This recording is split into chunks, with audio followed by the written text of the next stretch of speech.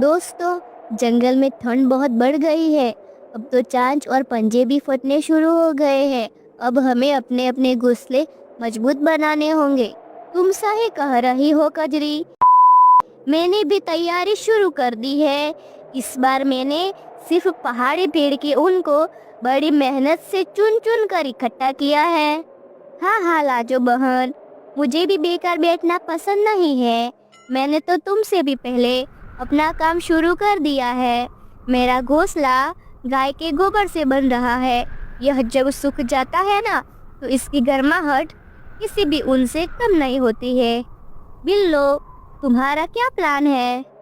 मैं और मेरे कालू जी इस बार कोई साधारण घोंसला नहीं बना रहे। हम जंगल की सबसे सूखी, सबसे मजबूत लकड़ियों को चुनकर लाएंगे। हमारा घोंसला ऐसा होगा कि बाहर चाहे तूफान भी आ जाए, हम अंदर मजे से बैठे रहेंगे। वाह रे बिल्लो, यह तो बहुत अच्छी बात है। पर फूलन, तुम और बोंदू क्या कर रहे हो? क्या तुम लोग भी इतना ही मजबूत घोंसला बना रहे हो? हाँ हाँ चंपा चाची, हम तो इससे भी 4 गुना बड़ा और एकदम अभेद किला बनाने वाले हैं। इस जंगल का सबसे सुरक्षित ठिकाना हमारा ही होगा। बातें तो बड़ी बड़ी करते हो, पर घोंसला तो तभी बनेगा ना जब तुम्हारा पति बोंडू को इधर उधर से सामान चुराने और आलस करने से फुर्सत मिलेगी। आप देख लेना चंपा चाची, एक बार हमारा घोंसला बन जाए तो वह पूरे जंगल में चर्चा का विषय होगा। और हाँ, जब बाकी सबका घोंसला टूटेगा ना, तो उस कड़कड़ाती रात में आप सबको हमारे दरवाजे पर खड़े होकर मदद मांगनी पड़ेगी।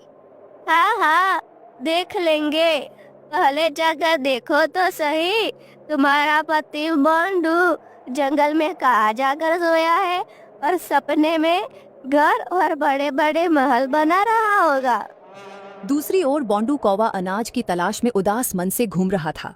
अरे यार, इस जंगल में ठंड तो मेरे पंखों को जमा रही है और एक तरफ मेरी फूलन, वह भी शांति से बैठती नहीं। हर रोज बस आज सब्जी खत्म हो गई है, आज आटा खत्म हो गया है। उसकी जरूरतें पूरी करते करते एक दिन मैं ही खत्म हो जाऊंगा।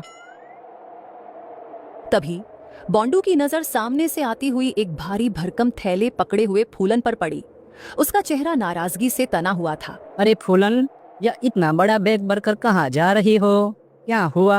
मैं जा रही हूँ अपने मायके। वैसे भी यहाँ रहकर क्या करूँगी? न रहने को सिर पर छत है, न खाने को पेट में दाना। आप तो समझते ही नहीं।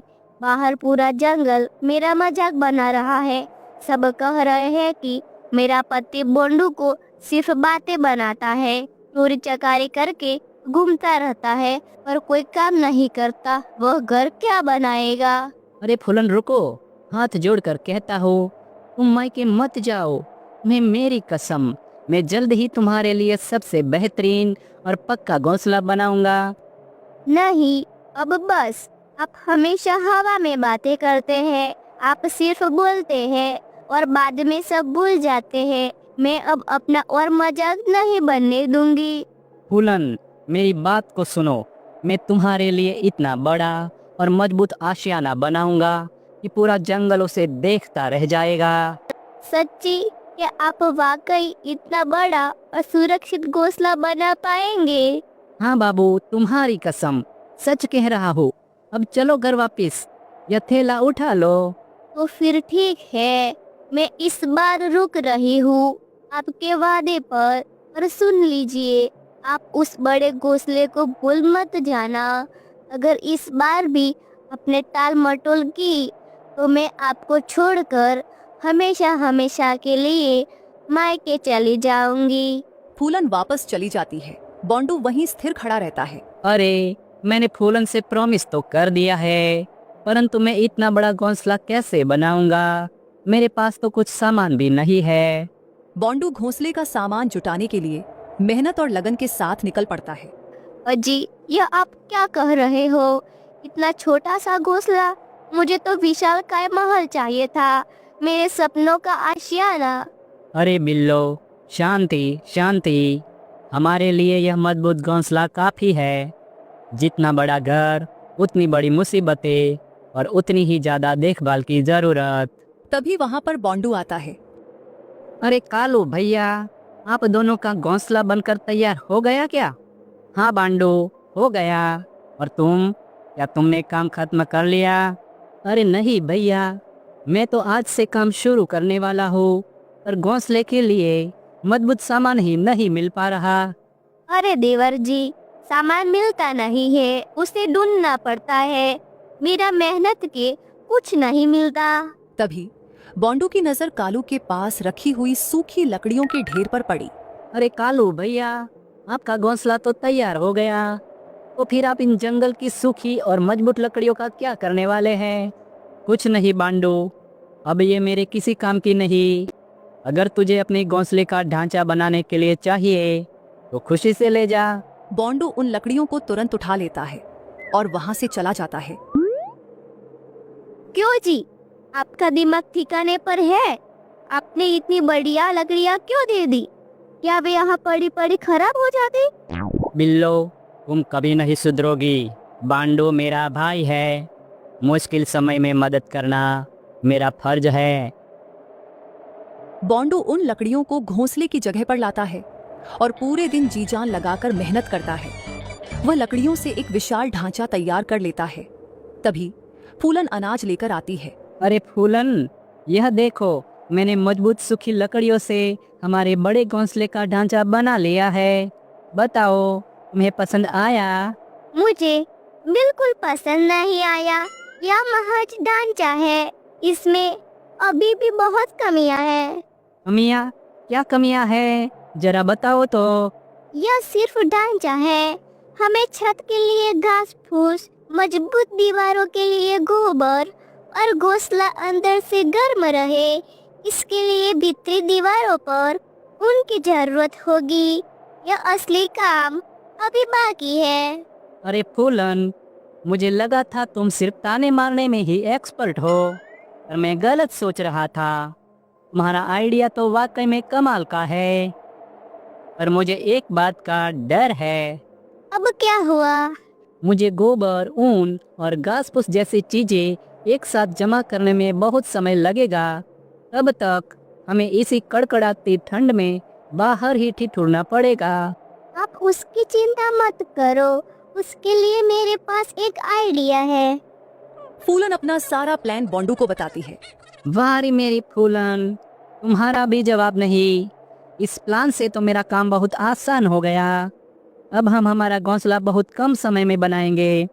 चलो, मैं आगे का काम करने के लिए निकल पड़ता हूँ। सूरज ढलने से पहले की हल्की पीली रोशनी जंगल में फैल रही थी। ठंडी हवा पत्तों को हिलाते हुए गुजर रही थी। ऐसे में बोंडू कौवा अपनी छोटी सी उड़ान भरता हुआ सबसे पहले कजरी भाभी के घर पहुंचा। कजरी मिट्टी के चूल्हे में आग सुलगा रही थी।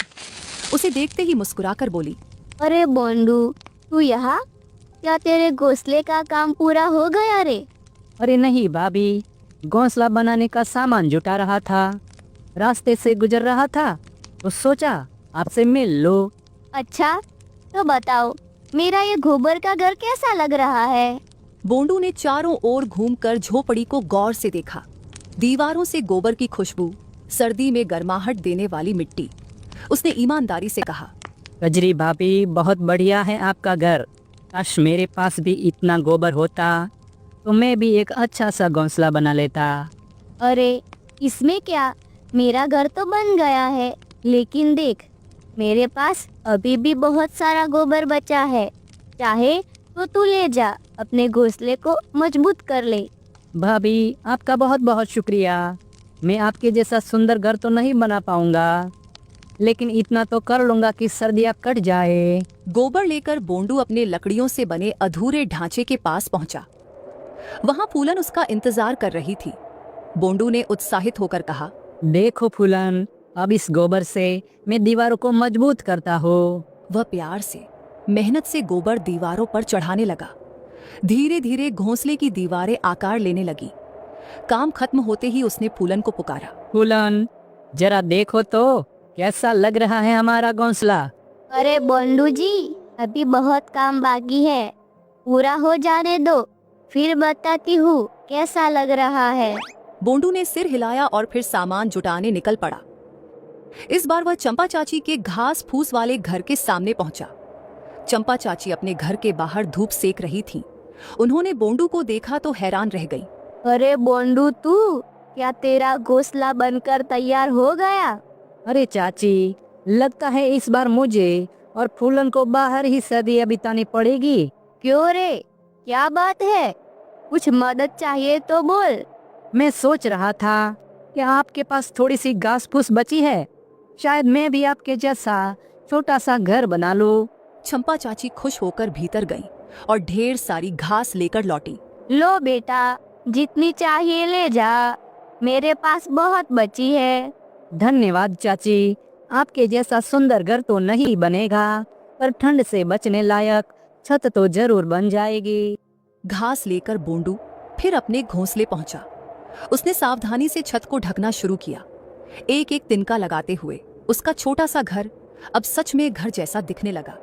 कुछ देर बाद बोंडू उड़कर लाजो चिड़िया के पास पहुंचा। लाजो अपने नरम कपास जैसे फूले हुए घोंसले को सजा रही थी। अरे लाजो बहन, वाह, कितना खूबसूरत घर बनाया है तुमने। इसे बनाने में तो बहुत सारा ऊन लगा होगा।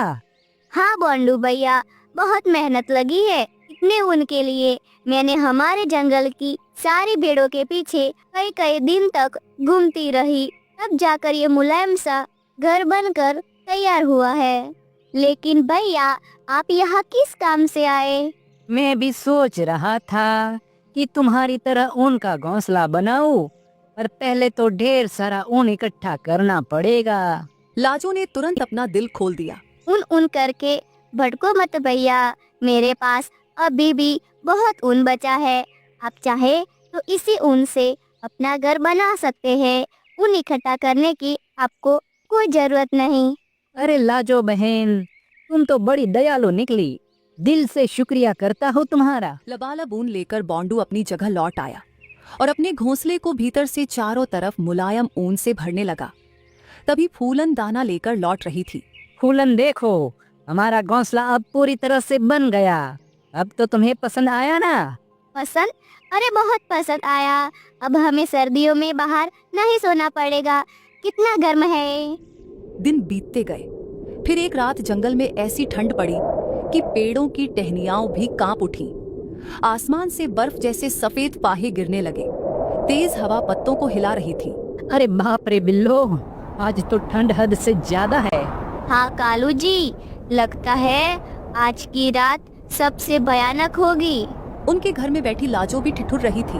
इतना अच्छा घर बनाया, फिर भी ठंड कम नहीं हो रही। ओ माँ, जम जाऊंगी आज तो। गोबर के घर वाली कजरी भी दुखी थी। हे भगवान, आज ठंड कुछ ज्यादा ही है। मेरा ये गोबर का घर किसी काम का नहीं। एक एक कर सब अपने घरों से बाहर आ गए और एक जगह इकट्ठा होकर आग जलाई। इस साल की ठंड हमारे किसी भी घोंसले को नहीं बख्शेगी। हमें हर रात ऐसे ही आग जलाकर बैठना होगा। हाँ चाची, पर एक बात समझ में नहीं आ रही। बोंडू भैया कहाँ है? वो तो बोले थे कि मेरे जैसे उनका घोंसला बनाएंगे, लेकिन दिख ही नहीं रहे। बोंडू तो मुझसे गोबर भी ले गया था और मैंने तो उसे अपने घर की बची हुई घास फूस भी दे दी थी।